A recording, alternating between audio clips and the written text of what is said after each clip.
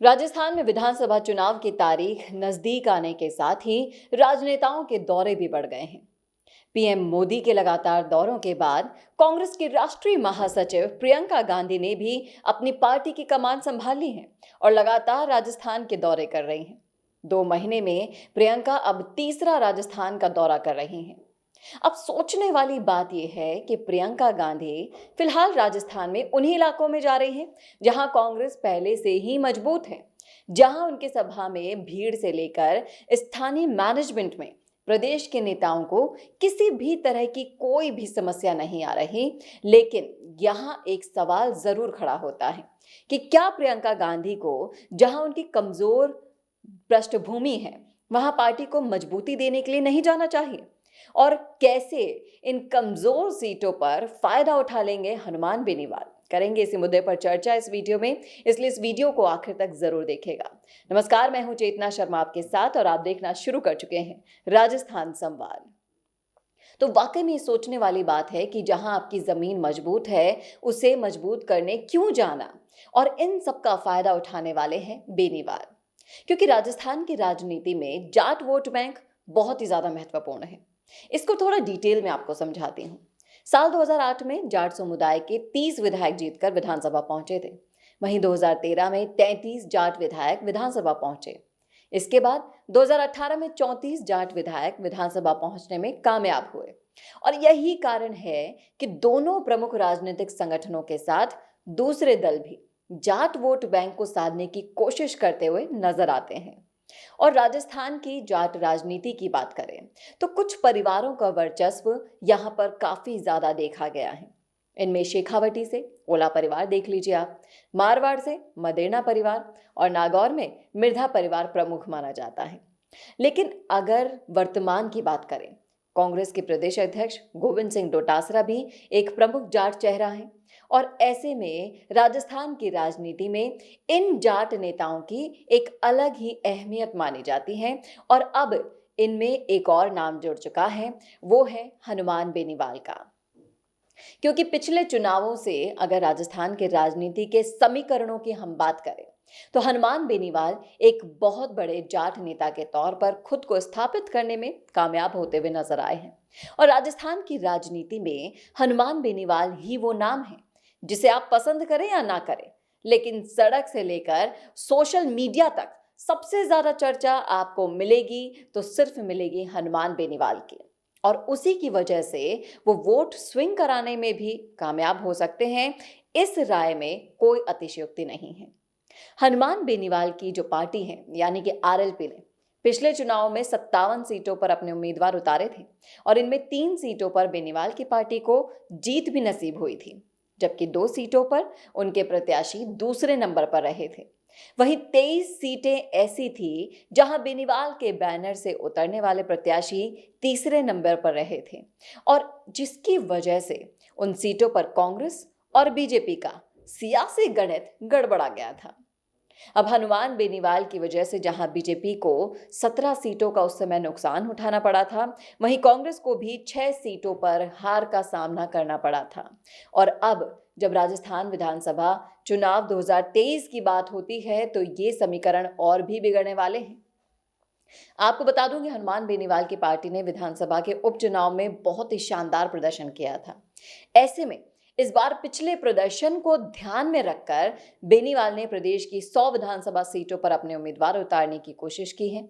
हालांकि उनकी पार्टी पर जाटों की पार्टी होने का आरोप लगता हुआ आया है, लेकिन बेनीवाल का कहना है, अक्सर वो भाषण में कहते हुए भी दिखाई दे गए हैं कि हमारी पार्टी में सभी समाजों के नेताओं को जगह दी गई है और बेनीवाल की जो छवि है वो जाट नेता के इतर 36 कौम के नेता में भी उभर कर सामने आई है। हालांकि पिछली बार बेनीवाल की पार्टी से काफी ऐसे प्रत्याशी भी चुनावी मैदान में उतरे थे जो बीजेपी और कांग्रेस से तैयारी कर रहे थे, लेकिन आखिर वक्त पर उन्हें टिकट नहीं मिला था। ऐसे में 20,000 से ज्यादा वोट हासिल करने में वो कामयाब हुए थे। और इस बार के विधानसभा चुनाव की अगर हम बात करते हैं तो हनुमान बेनीवाल का रोल काफी अहम माना जा रहा है।